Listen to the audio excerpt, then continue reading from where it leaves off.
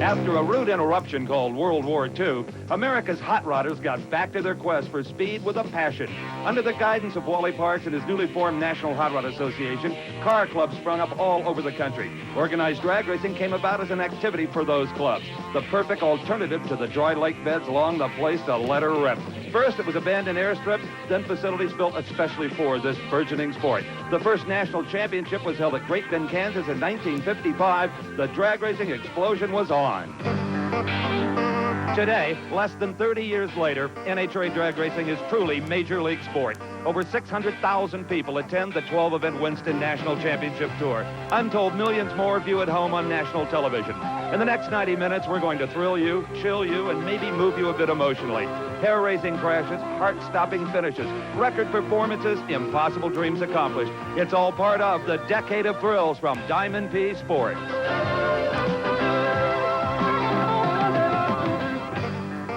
From 150 miles per hour to 250. From the flathead Fords of the 50s to the 3,000 horsepower supercharged engines of the 80s. Now that's progress. But drag racing is not just engines and technology. It's the people that have made this the great American motorsport.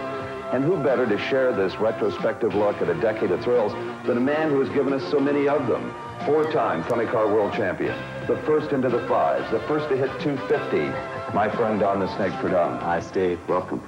You know, we stand in your beautifully equipped shop. We look at this miracle of a race car, your new funny car for the season. Is it hard to remember what it was like barnstorming the country with an old top fuel dragster, an old station wagon, you and your wife trying to make a living?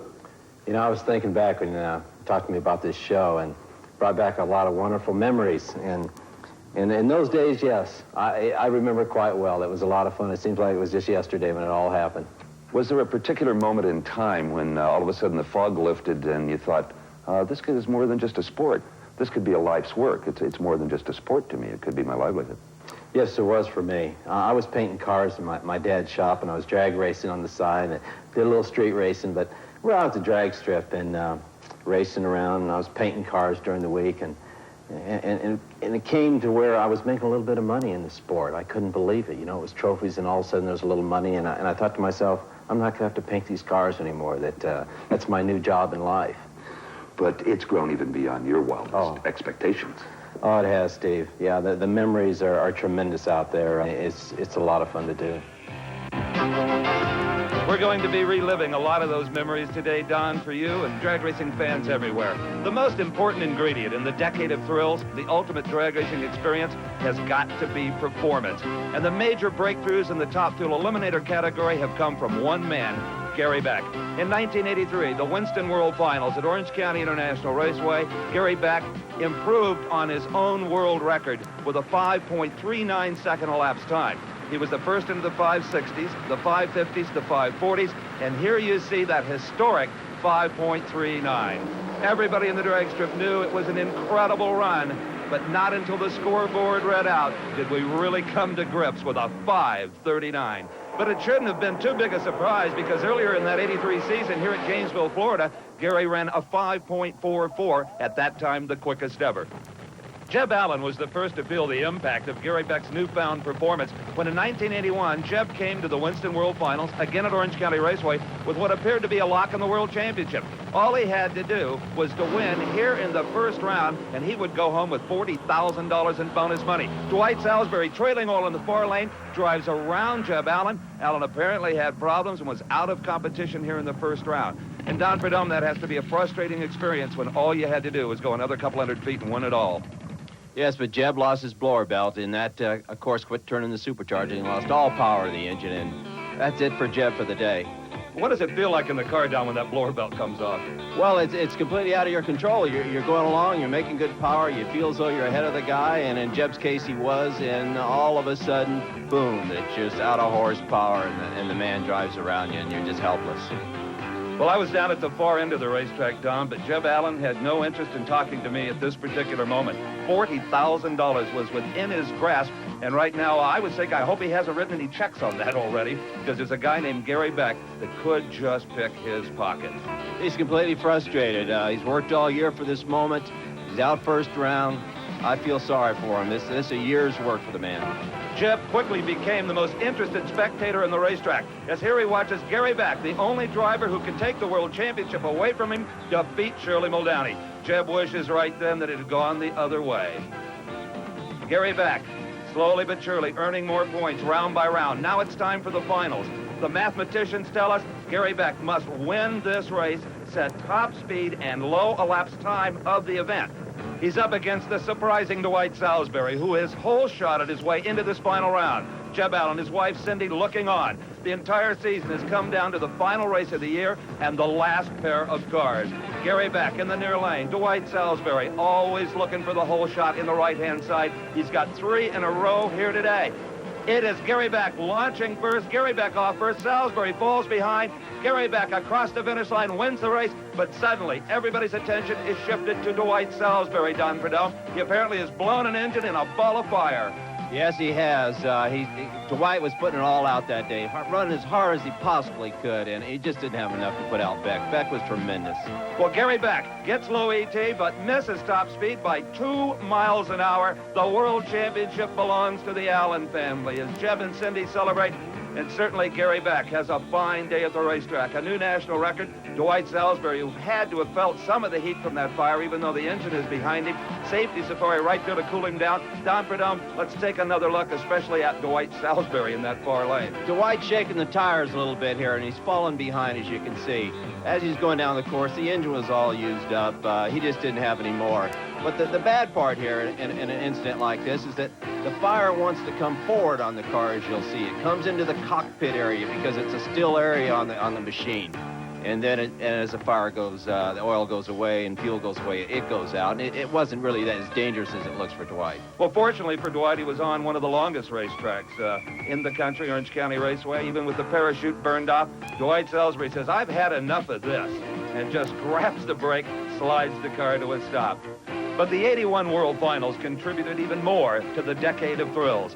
This is funny car qualifying. Watch the near lane. Billy Meyer of Waco, Texas. Suddenly, the engine explodes. He's on fire, and Don Prudhomme, it didn't look all that serious at first.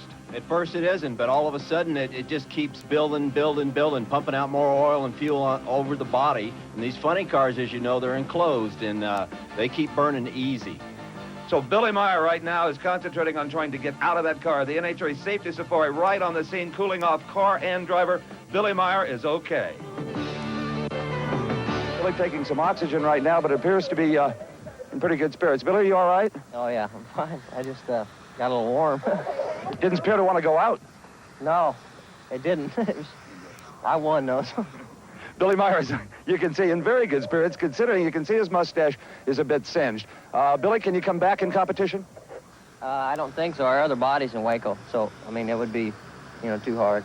Well, were it not for the spare body still back in Texas, Billy Meyer might still be in the hunt here at the World Finals. Well, Billy Meyer was not the only victim of fire in funny car qualifying. Far lane, it is Gary Densham, one of the worst fires we have ever seen, Don Prudhomme. Densham apparently blew some pistons out of the engine, and it's just pumping hot oil and fuel all over the engine, and of course it's in a tremendous fire. Escape hatch is opening up, and Gary Densham right now is just thinking about getting this thing stopped. That's the big thing in one of these cars is to get it stopped and get the hell out of it. And Gary's only true ally in this situation is the 5-layer protective suit that he wears, and it held up beautifully. Gary Densham, amazingly enough, got out of this unscathed. The protective suit doing just an incredible job. 4 or 5 layers of the 5-layer suit have been burned off, but it still managed to protect Gary Densham. The boots charred very, very badly, as we can see right here, but they did their job, as Densham does not appear to have any burns anywhere on his body, but he gazes over at his race car and finds that it is not in particularly good condition. Less than 10 years ago, Gary would have never walked away from a fire like this. But he's got his onboard fire extinguishers working. They're working on him, getting some coolant on him. And, of course, the fire crew's right on top of him, and they're going to start on him right now, getting that fire out and get it safe for Gary to get out of this car. And what a beautiful sight to see Gary Densham safely come out of that roof hatch. But the gods of fire were not yet done, Don. You were the next victim. It was my turn. There we go, same fire, same situation as Gary's. And, of course, my car got sideways there, and I wanted to get out of it as fast as I could, so I just put it over in the sand. climbing out of the car. I was plenty hot. I was just concerned about the heat in my fire suit and getting singed a little bit. So got the fire crew right on me. It's amazing how quickly that NHRA Safety Safari reacts. No pun intended, Don, but I remember how cool you were afterwards. It blew late, right in the lights, or maybe even past them. The parachute went right away. Did you have any idea where you were before you came to a stop? Not really, Steve. I knew I was still somewhere on the course because, obviously I hadn't hit anything up till that point. That's the only thing I was concerned about. I know it looked terrifying and everything, and it was bad from where I was sitting, that's for sure, but the safety of these cars are tremendous, and that's, I have to give a lot of credit to NHRA and the safety committee that make us run different parts and pieces of equipment on the car to make them safe like they are today. And to walk away from something like that is spectacular. And there has never been a greater rivalry on the drag strip as well. When they first started calling you the Snake, you didn't like it. I didn't like it at all. We're at a little drag strip in Long Beach called Lions Drag Strip, and it was around 1964 where it really took off with the name Snake. And it came from your quick reflexes. But McEwen, always the opportunist, he seized on the moment and called himself the Mongoose. Yeah, McEwen did that. And I didn't quite take it as serious as McEwen did at the time. I was just more concerned about a good supercharger, and he was ready for some type of a gimmick to keep the fans interested. But it really made me interested, too. I learned to enjoy the nickname Snake. Well, in the early 60s, Prudhomme was driving a car by the name of the Greer Black Prudhomme Dragster. They were practically unbeatable out there in a couple of years of racing. And I was driving a car for Ed Donovan Engineering. And we did pretty well, and we beat him a couple times where the other guys were having trouble. And Donovan was big on nicknames and things, rhymes. And he said, that's just like Kipling's Jungle Book, Ricky Tikki Tavi, the Mongoose and the Snake. He said, you guys ought to get that going.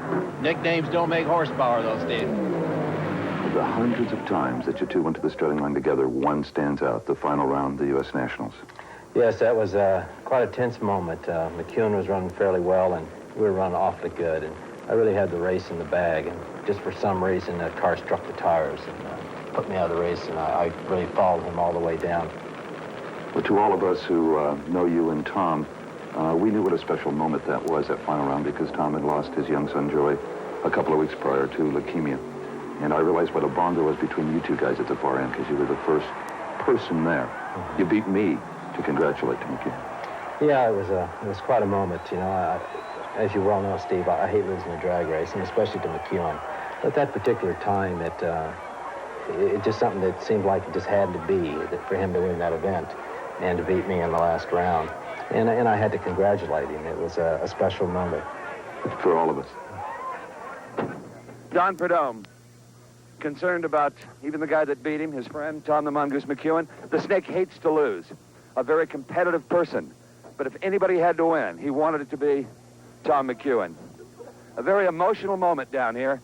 I've seen Don Prudhomme lose before, and it's usually a recluse. He gets in his truck, he leaves the racetrack immediately, talks to nobody. This is just a little bit different. Tom the Mongoose McEwen's son passed away last Sunday. He was a good friend to all of us, a young 14-year-old boy. Goose? Don Prudhomme. Very, very emotional at the moment. Just an incredible final, very difficult to describe. As many times as I've been here, I have seen few moments packed with as much emotion as this one.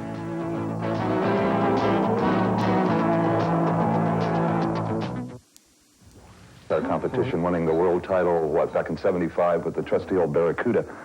But before anybody heard of a funny car, you were out campaigning Top Fuel dragsters. That was the king of the sport. For about 10 years worth. Yeah, we were pounding the pavements, that's for sure, with Top Fuel dragsters. And in those days, the engine was in front of you, just like this one right here. Scary.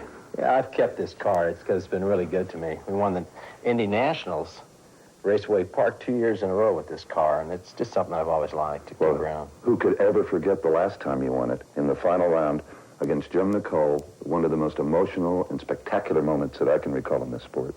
It was. The coming to the starting line was tremendous. Jim Nicole and I were battling through that whole event, for about 5 days there, and just the two of us, the last two cars left to go down the drag strip, and he had it all hung out, and of course so did we. We released the clutch in those cars. It they both left even, traveling down the quarter of a mile, and You could see him all the way. See him all the way, and then all of a sudden, the lights went out, and it was a tremendous accident. What a grotesque sight that must have been for you, Don, looking at that driverless race car, wondering where your friend and competitor was. It was, it was a long, hot summer, and that was the last round, Raceway Park. Jim Nicole's clutch explodes right at the finish line. You won by only inches. What I don't believe we can see here is that the parachute takes Jim Nicole in the roll cage and deposits him in the soft Indiana grass, saving his life.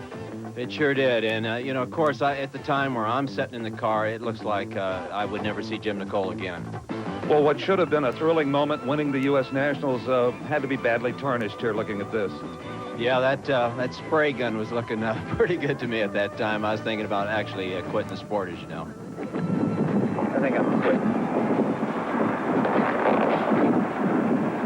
Oh, my God, I see that car go by me. I couldn't believe it. There was no back section on it or nothing. I think you took that whole experience harder than Nicole did. He was at the banquet that night. I didn't see you. Yeah, that's for sure. It was really my first experience with let's say, death in the sport, where I was actually running someone, and I felt as though someone was killed in the accident, and it was hard to take. Don, for me, it's hard to believe that men ever drove this configuration race car with this in front of your face. It's hard for me to believe it, too. But this is all we knew. 10, 15 years ago, this was your slingshot, your top fuel dragster, and that's where you set. And you got a lot of oil on your goggles, and, of course, a little fire every now and then. Well, for every guy that's ever had a fire in a rear-engine top fuel dragster, another thank you note to Don Garlits couldn't hurt. It wasn't for Don Garlits, I think, a lot. He really changed the sport, as you know. He just done a tremendous job with that rear-engine dragster that just changed everything around and made the sport a lot safer. The rear-engine dragster had been tried before, but no one approached the project quite like Don did. I was on the starting line at Long Beach in the final run, and the transmission exploded, and it took off half of my right foot.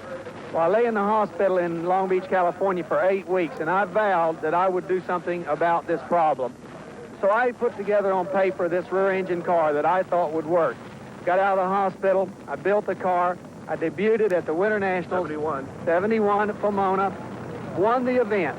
And it was the first rear-engine car to ever qualify at a national event, much less win one. So it's my proudest achievement in the sport. Well, technically speaking, Don Perdomo, it should have worked long before. I mean, the car doesn't know where the engine is. Well, the car really does know where the engine is, and Garlits was the only one to work that out, to get the steering right, and the rear end ratio right, and the balance of the machine, and have enough nerve to drive it. So the handwriting was on the wall for the demise of the front motor dragster as Carl Olson loses to Don Garlits. Just horrific funny car fires. But the drivers, to a man, have walked away. And that continues to impress us. It's largely responsible to the fire suits, of course, fire boots that you don't see in a funny car when the driver's sitting at the starting line. His feet are protected too. But really, most of all, is the engine compartment, the way the engine is sealed off. You can have a pretty good fire, and by the time that car gets stopped, there isn't a whole lot of fire that's actually getting on the driver. It looks dangerous and it looks serious, but for the most part, the driver's pretty well protected sitting back in there. And of course, he's got his onboard fire extinguisher, which we didn't have 10 years ago. You can press that button, and he's all filled up with fire repellent, and it really helps him. Is there something that we need that we don't have now? A fireproof parachute, let's say. Well, I'd like to think that those things will come. But right now, the sport is safer than it's ever been. There's going to be new rules, new things that happens that'll even make it safer in years to come. And between the National Hot Rod Association and the racing crews, there seems to be camaraderie. It's not management and labor. Everybody's working towards a quicker, safer race car. That's right. And now when the sanctioning bodies put out a new rule on something, you don't hear the arguments anymore like you did in the old days about wanting to change something. The new racer now is willing to take those new steps and to change things when they put it in the rule book. In the beginning, a leather jacket and a battered old helmet was enough for a race car driver. No more. In the beginning, a pickup truck, a bag of grease sweep, and a fire extinguisher was enough trackside safety. No more.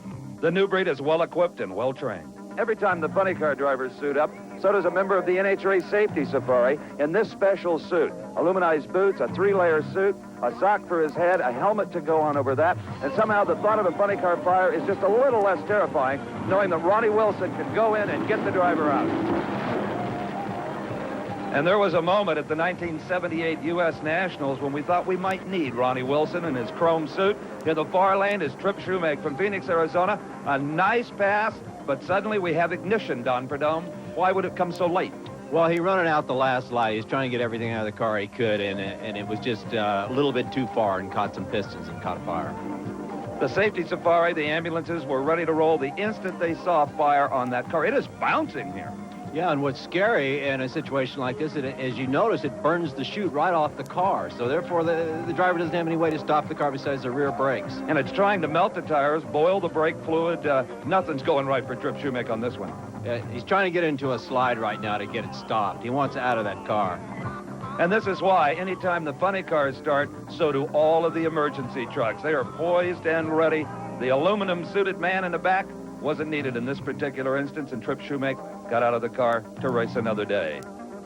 It's just amazing, Don Prudhomme, how safe these cars are under the worst possible conditions. And this is Raymond Beadle in 1982 at Gainesville, Florida. He's given us a lot of thrills with 3 world championship titles, but on this day it was a thrill of another kind.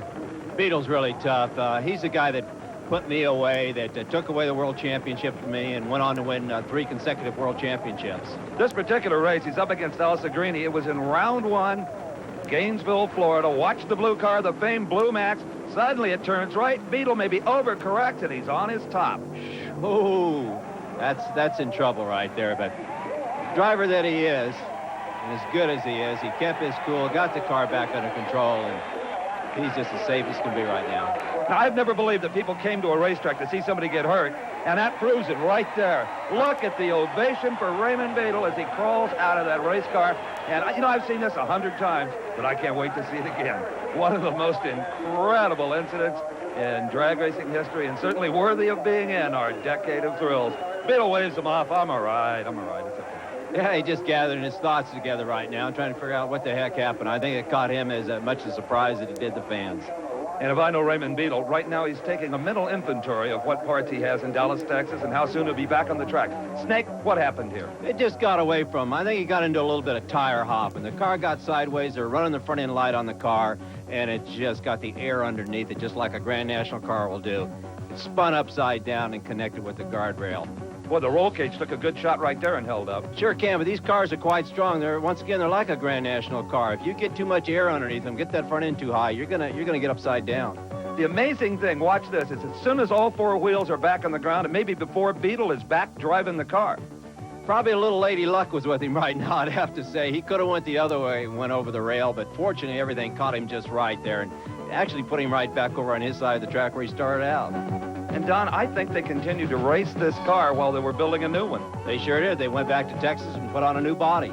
Well, I was on the scene immediately after Beadle got out of the car, and I think that maybe I was more excited than the guy in the crash. Yeah, I'm okay. I just hurt my feelings worse than anything else. What happened? We couldn't tell from where I was Well, down the car there. went out and it shook a little bit, and it had like a slow drift, and I thought I could bring it around, and it just dug in on the one side, and when it did, it just flipped it. There's nothing I could do. Well, that's the first time you've been on your head in a long time, maybe ever. We went on our head once several years ago, but I got to say it was my fault. I stayed with it a little longer. You know, we was trying so hard to win that round. We've slid around before and had no problem, but like I said, it just dug in. And the car doesn't look that badly damaged. No, it's all right. I think it rolled once or so. Okay, I'll let you join your wife, Holly, because she's obviously concerned as your condition. He's fine. She's worse than I am. Raymond Beadle, sometimes I think he has ice water for blood, a cool, calm individual. Well, Beadle's incident at the Gator Nationals was tame in comparison to Tim Gross, 1980 Spring Nationals, Columbus, Ohio. Oh, that's what you call getting away from you. The worst thing that can happen is to get onto the knife edge of that guardrail, then the fuel tank explodes. Everyone holds their breath until they see Tim Gross unbuckle and run away from this one. It's hard to believe, isn't it, Steve, that you can walk away from something like that. Well, I said it then, and I'll say it now. That was the most spectacular non-injury crash I have ever seen. An absolute wonder that Tim, he didn't walk away, he ran away, literally. And there's nothing left of this one. This one's not going to race again. The car just seemed to get away from him, and and he hit the guardrail with a tremendous amount of impact. Well, it appears that it took the steering wheel right off the shaft, Don. It's just dangling there as the emergency crews pick up what's left of a $60,000 funny car. And as you notice, the roll cage is intact. And a lot of people said, well, that's it for Tim Gross's drag racing career. Well, he had news for him. A month later, he showed up at Montreal, a car he built with his own 2 hands because he didn't have enough money to buy one, and qualified on the pole. Don, what went wrong? Steve, now you understand how fast those cars accelerate and the tremendous speed they're going there. He lost the car. The car got away from him. And he hung with it a little bit too long, and now the throttle's stuck with all the tremendous damage on the first blow. It is charging under power across the racetrack. Hits this rail harder than the first one. It's one of the worst accidents I've ever seen. Look at the shot here the roll cage takes. Oh, to survive that. But Steve, the rear tires, those big Goodyear tires, are taking a lot of the cushion in the roll of the car. You know, I had a chance after the incident to look at Tim Gross's fire suit. And remember, it's 5 layers thick. The guardrail just above the knee had cut through all 5 layers on both legs and didn't even break the skin. And we're only talking, he hadn't even run an eighth of a mile down the course yet, and look at the damage that occurred.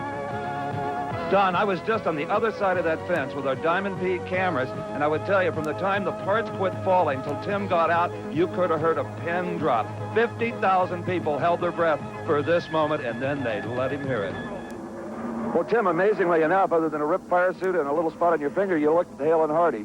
I feel fine. A little bit sore, but a little disappointed more than anything, I would suppose. Well, I've seldom seen a driver. I've never seen a driver take that kind of a pounding in a funny car and come out as well as you have. Well, I don't know if that deserves an award or not, but I would say that I could see that I was definitely in trouble. The throttle was stuck. I attempted to lift up the throttle, and when it came around, I knew I was going to hit the guardrail. So I just tucked myself in as best as I could and tried to ride it out. When you saw the fire, obviously, to get out. Well, right, the immediate thought, yeah. I really had no idea it was really that bad. In fact, to tell you the truth, I don't think I even felt the second impact. I was probably momentarily knocked out.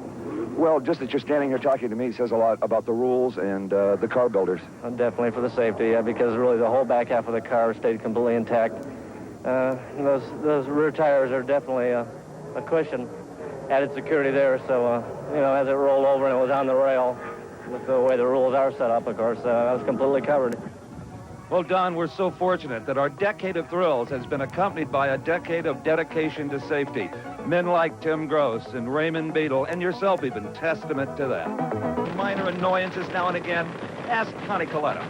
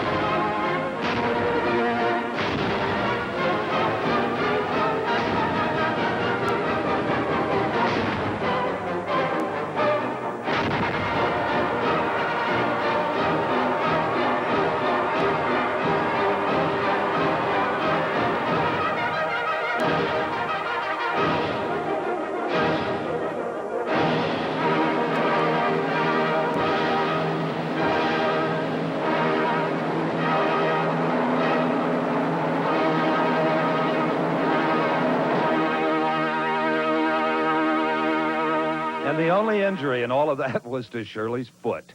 You know, Don Prudhomme, on the surface, drag racing is such a simple sport. You just go from A to B in a straight line. What could be easier?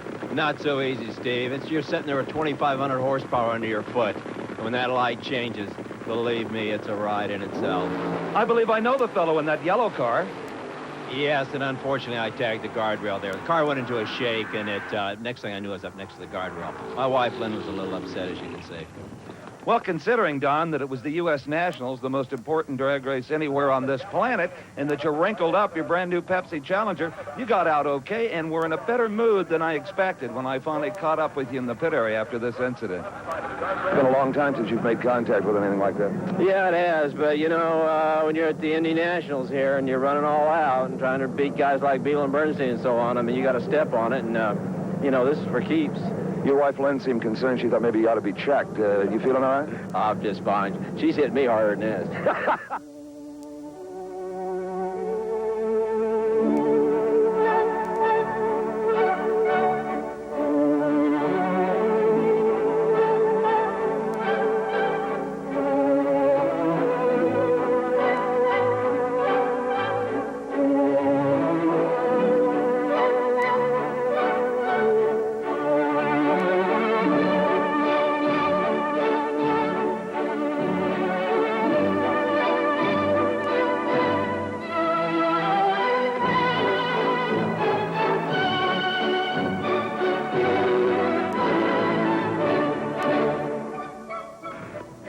that lane wasn't what I thought it was. Had you considered maybe taking the left-hand lane instead of the right? Yeah, I was going to. What made your decision? Me, I'm the one that decides.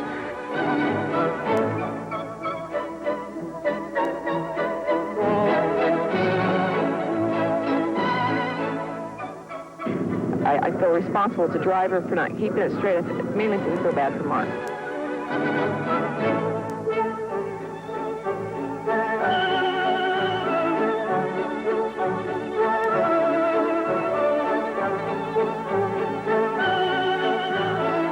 Well, if I had it to do over again, I'd coast through and take the safe way, but you give it your best shot, see what happens, and sometimes it doesn't work.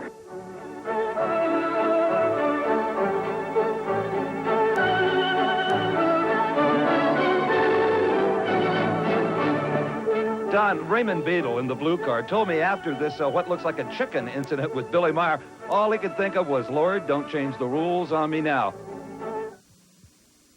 28. The other funny car racers were really racing for second place, especially 76. You won, what, 7 out of 8 races.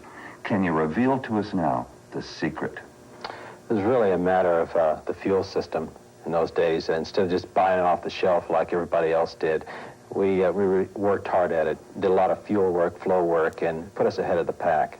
You used to say to me, they're going to catch up. I'm surprised it's taking them so long. Yeah, I was very surprised at it, and now we're working on a new system to get us back there again. Well, now Gary Beck and Top Fuel has them scratching their heads, as you once did. Again, fuel system? Again, fuel system. Yeah, it's an important part of the sport. Beck was the first one to come up with this 2-stage system and put him way ahead of the field. But now they're catching up with him, too. But once again, he's the first one that started, so he's going to hold on to that edge for a while. And Gary is never satisfied with the status quo. He even has a new onboard computer he hopes will help him keep that edge. Computers have been around drag racing for several years now, monitoring various engine functions. But the new computer on Gary Beck's car will give them a totally different kind of database, thanks in a large degree to this trailing fifth wheel that stays on the asphalt at all times.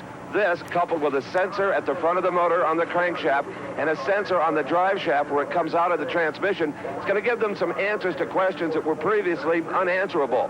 For an example, you know the engine RPM, you know the shaft speed. That tells you the slippage in the clutch. You know the shaft speed, the gear in the rear end, and now you have ground speed thanks to this fifth wheel. That will tell you the tire slippage at any point down the racetrack. And the way this fifth wheel is mounted, its angularity tells you the tire growth, something we have always wondered about. We know they grow, but have never known how much. It's very, very interesting information. And in a sample printout here, we can see that every 16th of a second, it prints out engine RPM, the mile per hour, the distance traveled, the acceleration in G-forces, the position of the throttle, even the engine RPM, and a lot more things can be added. Well, while Gary Beck was developing his fuel system, Don, and working with his computer, this man, Joe Amato, had a different approach. Yeah, Joe decided to stick the wing up in the nice, fresh, clean air. They raised the wing on the car and really caught everybody by surprise. It was really a simple but most logical thing to do. And boy, did it get our attention. The first time down the racetrack, it went 259 with the new wing. Joe Amato's latest speed secret is really not very difficult to find. It's the most radical, tallest wing yet installed on a Top Fuel dragster. Why is it so high? Well, Joe says it's to get it into clean air. That if it's down in the conventional location, there's an awful lot of turbulence from the engine, from the exhaust headers, and there's not clean air as you'll find up here. Also, by laying the wing back at such a radical angle, if you remember your high school physics, it works as a lever. So you're not just using the airflow to push down, you're also levering more weight for traction onto the rear axle. And also by getting it to clean air and with this lever effect, you can run a much smaller wing. In fact, this wing is really a duplicate of the 1984 Indianapolis 500 wings, very aeronautically designed. In fact, Joe says you could flip it upside down and it would work almost as well. This is Indianapolis technology coming to drag racing. Well, the chatter in the pits and in the stands for 4 days. Will Amato run 260? Will he be the first? And the answer was yes. Against Gary Ormsby in the semifinal round, Don, he pulled it off. Sure did. This was a shot that was heard around the world, believe me. We were all in a state of shock when that first 260-mile-an-hour came up on the board. But he's got a good long racetrack on which to do it. Joe Amato probably was going 270 by the time he shut it off, but that was history. That really was the first 260-mile-an-hour run by any wheel-driven race car. The Wing got instant results. You know, it's nice to say I can go 260, but you can't let that get you because we have to, win the race and try and tune the car for track conditions. So we've been just kind of sneaking up on it. And he made a little fine tune that time, and he said, if we're going to do it, this is going to be the run. And apparently he knew what he was talking about because there it was. Apparently he did, Joe. Joe Amato went on to win the Gator Nationals that day, running even faster at 262 miles an hour. And Don, then the talk started. When will a funny car run 260? And this man, Kenny Bernstein, given the best chance at the time, thanks to wind tunnel testing recently performed in the Ford Lockheed wind tunnel in Marietta, Georgia. It sure did, and that caught all of us by surprise. We didn't know that Bernstein was down in a wind tunnel and learning the things he was with a funny car. It was long needed in the sport to put one of our cars, our fast machines with a fiberglass body, in a wind tunnel, and fortunately for Kenny, Ford Motor Company gave him the provisions to do that.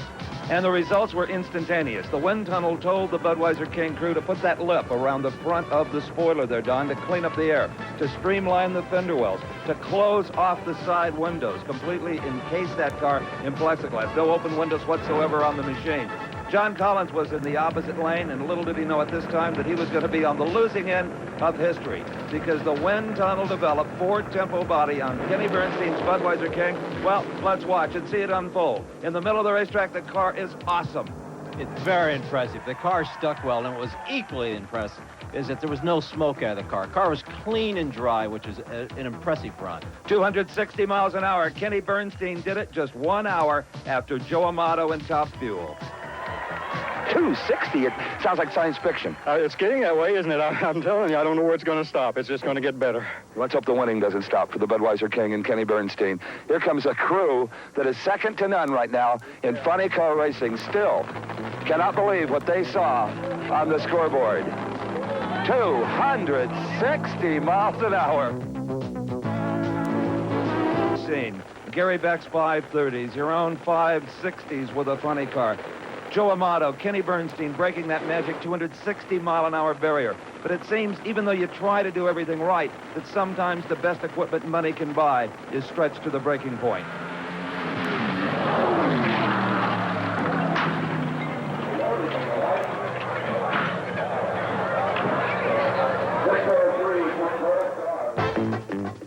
That was a bad one, Steve. That even scared me a lot. I feared for the man's life.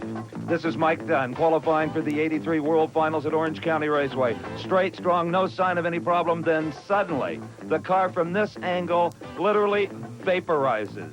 And Roland Leong runs a safe operation. He runs the engine always safe in the car, but things can happen even to Roland. In this case, the crankshaft broke in two pieces, and with such force that it just shattered the body into 1,000 pieces. Had the parachute not deployed here accidentally, Don, he would have been in bigger trouble. Yeah, you're right, Steve. The parachute played an important part. It helped slow the car down a little bit. As you can see, it's dragging behind the car. But once again, that big Goodyear tire helped take the blow on the guardrail there. Of course, you see the engine sitting up top of the fuel tank, but it's bouncing on those big Goodyear tires with the inner liners in them, and they can take quite a blow. Well, Mike Dunn actually encountered about 3 fires here. The engine upside down in the car, and suddenly, with the steel fuel lines, the engine exiting levers the car over and over and over. Boy, that's one of the worst ones I've ever seen, and perhaps the worst one in the sport. And here's why they make the drivers pad the roll cages in this car. Watch his helmet taking blow after blow as it settles down. Mike Dunn right now has no idea where he is, but the good news, the almost impossible news, he was A-OK, checked out at the hospital and back at the track. I just got a sprained left index finger and my knee's a little sore, but other than that, I'm fine. You had no warning at all. No, the car was running real well. We had changed, actually we changed the piston. We went tire compression. We were just trying things, and it left real lazy, and then half track it really started to make a charge, so I thought I'd run her down there and see what it'd run. And I laid down just for an instant and then blew up. I didn't really have time to react, and it immediately put oil on my visor, and I couldn't see, and I just reacted to the way the car went. You appeared to be trying to drive it until it rolled. Well, actually, what had happened is I was worried about getting into Al Segrini's lane, the guy, person we were racing, and that was my main concern at first. And so, being that I couldn't see, I was just reacting. I was actually probably overcorrecting for the way the car moved, just so that I didn't want to get into his lane.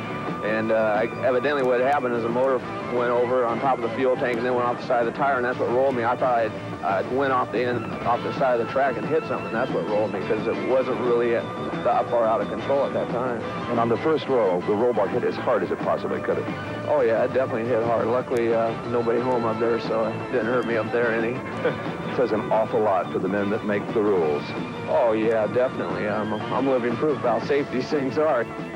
Well, there's no reward for heroics in this sport. If there were, Mike Dunn would get the Emmy in this edition of Decade of Thrills. 4 months before Orange County, this was Columbus, Ohio, the Spring Nationals. The throttle stuck wide open. The engine explodes on fire. The right rear slick blows, taking a huge chunk of the body. Mike Dunn right now is on one of the shortest racetracks in drag racing. He knows there's a double catch net at the end of the racetrack. He just hopes he can steer the car into it. No brakes, on fire, no parachute. Mike Dunn in big trouble. The first net strips the body off the car, gets the fire away from him. The second net collects that race car, estimated to be going a speed of about 150 miles an hour. The net slams back with Mike tightly strapped in the car. Boy, that was a bad one, Steve. I was feared for Mike again. That could have been a real serious one. Well, Mike Dunn scrambling around for his belts. He's got him. The 5-point harness is unbuckled. And miraculously, this young man from Southern California is out of the car. An eerie scene, almost like man's first walk on the moon. I was down there. I talked to Mike Dunn. He was okay. Mike Dunn, you okay? Yeah, I'm fine. One of the worst accidents I've ever seen at this end of the racetrack. Wasn't that bad. It looked it from here. I think when you see the tape, you'll believe me. The net definitely prevented what could have been an awful bad situation. Yeah, oh, yeah, definitely. Throttle hung wide open, and I reached for the fuel shot and then blew up and backfired and everything else. So everything went wrong that could go wrong, really. Yeah. I was pulling as hard as I could to get that throttle back, and something got hung up somewhere. I'll let you get up to your crew. They're concerned as we are. Mike Dunn, so brave, so modest, in so many ways so typical of the very special breed of men and women that make up NHRA Championship drag racing.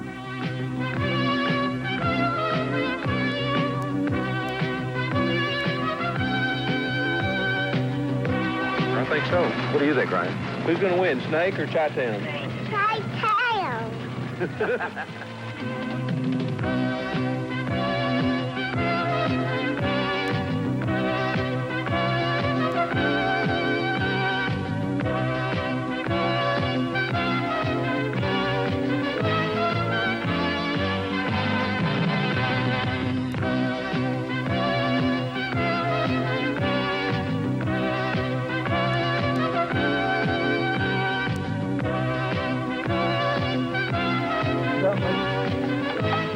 You all right? All right.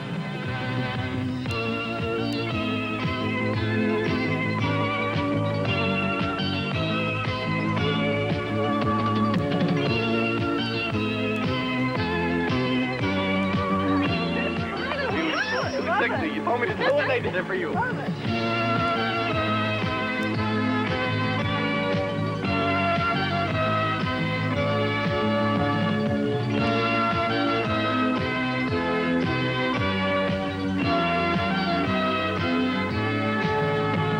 It was indeed a decade of thrills, the past 10 years of NHRA Championship drag racing.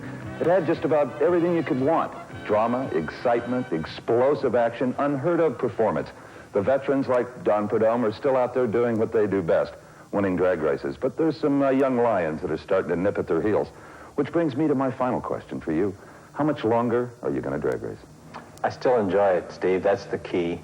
And it's still exciting to me. I think you're going to see the Snake out there for quite a while to come. And I'm going to be out there just as long as you at the end of that racetrack for Diamond P. It's been fun.